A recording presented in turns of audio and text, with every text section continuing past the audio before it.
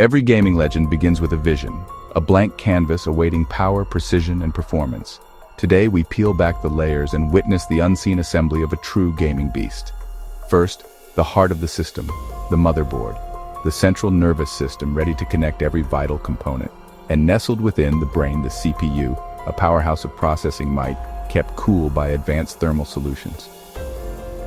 Next, the memory lightning-fast RAM modules, ensuring seamless multitasking and rapid data access. But for true gaming immersion, we need raw graphical power. Behold, the GPU capable of rendering breathtaking worlds and fluid frame rates. No beast can live without its lifeblood, the power supply unit, delivering stable and consistent energy to every component.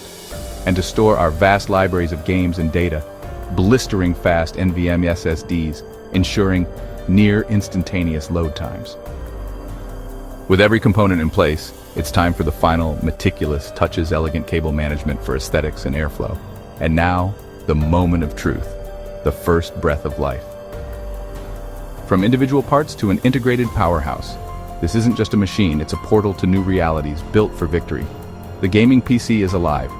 If you enjoyed witnessing this journey from components to creation, show your support.